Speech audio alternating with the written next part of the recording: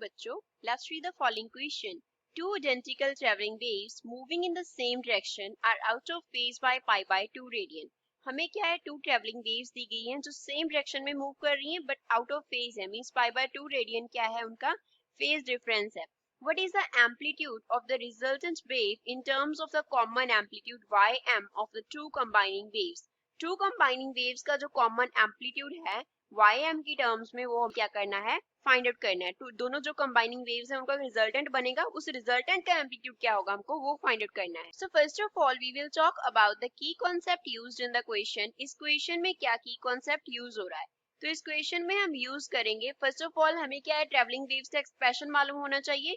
So for the expression of wave we will write y is equals to a into sin kx minus omega t. यहाँ पे y जो होता है वो represent करता है displacement of the wave. y क्या है, डिस्प्लेसमेंट ऑफ वेव को रिप्रेजेंट करता है. अब a जो है वो रिप्रेजेंट करता है एम्पलीट्यूड को, a इज एम्पलीट्यूड. k जो है वो रिप्रेजेंट करता है वेव नंबर को, k here is wave number. x again क्या है, x एक्सिस में जो डिस्प्लेसमेंट हो रहा है उसको रिप्रेजेंट करता है.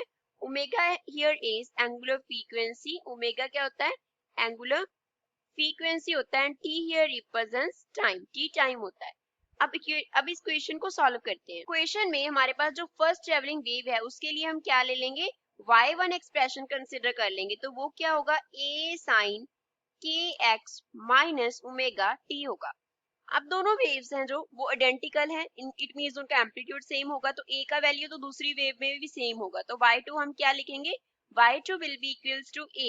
अब यहाँ पे क्या आएगा, दोनों सेम डायरेक्शन में ट्रेवल कर रही हैं, तो अगर एक पॉजिटिव एक्स एक्सिस में जा रहा है तो दूसरा भी पॉजिटिव एक्स एक्सिस में जाएगा, तो kx माइनस ओमेगा t आएगा.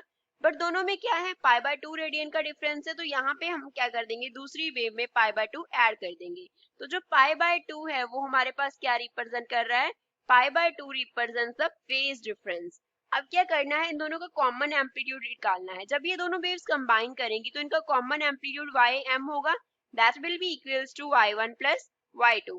y1 कितना है, a sin of kx minus omega t है, प्लस y2 कितना है, a sin of kx minus omega t plus pi by 2 है. अब इस इक्वेशन से हम a को कॉमन निकाल सकते हैं. सो ym को क्या लिख लेंगे, a बाहर निकाल लिया, इनसाइड क्या रह गया, sine of kx minus omega t रह गया, प्लस यहाँ पे क्या आ गया.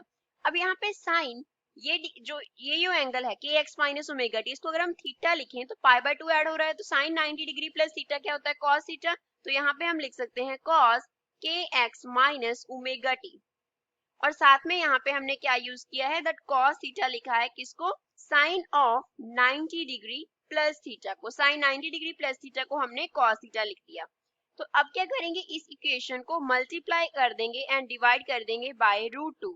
मल्टीप्लाई करेंगे एंड डिवाइड करेंगे बाय रूट 2. जब हम रूट 2 से डिवाइड एंड मल्टीप्लाई करेंगे तो हमारे पास जो अब इक्वेशन है वो क्या बन जाएगा, ym एज इट इज लिख लिया, साथ में क्या आ गया, स्क्वायर रूट ऑफ 2a आ गया, square root of 2 into a आ गया, साथ में यहाँ पे क्या आ जाएगा, 1 upon root 2 sine kx minus omega t plus 1 upon root 2 यहाँ पे क्या आ गया, cos kx minus omega t आ गया. फर्दर 1 बाय रूट 2 क्या होता है, 1 बाय रूट 2 हमारे पास साइन 45 डिग्री होता है, ऑल्सो 1 बाय रूट 2 हमारे पास क्या होता है, cos 45 डिग्री होता है.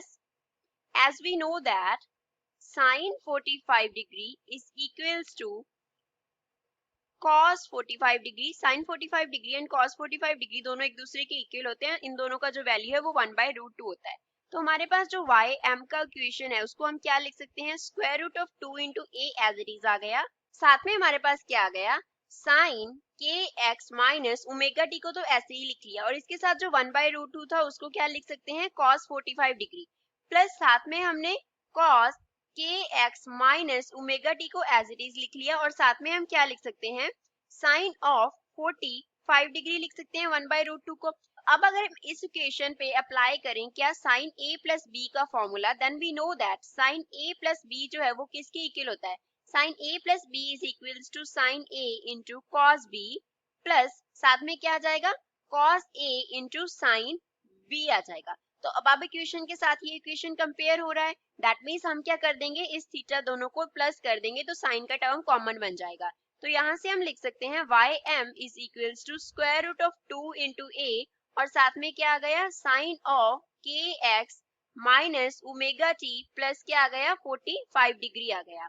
अब अगर हम इसको जो हमने इक्वेशन लिखा था उसके साथ कंपेयर करें तो हमने इक्वेशन क्या लिखा था, that y is equals to a into sin of kx minus omega t और यहाँ पे हम क्या लिखते हैं, फेज एंगल फाई लिखते हैं। ये इक्वेशन था हमारा, जो फाई है वो क्या रिप्रेजेंट करता है, फेज को रिप्रेजेंट करता होता है। तो इस इक्वेशन में जो 45 डिग्री है वो क्या आ गया, फेज आ गया। दैट मीन्स जो कॉमन एम्पलीट्यूड होगा दोनों का, तो इन दोनों वेव्स का जो कॉमन एम्पलीट्यूड है वो क्या आ गया, स्क्वायर रूट ऑफ 2 आ गया कंपेयर करने के after. So this is the final answer for the given question. I hope you understood well. Thanks.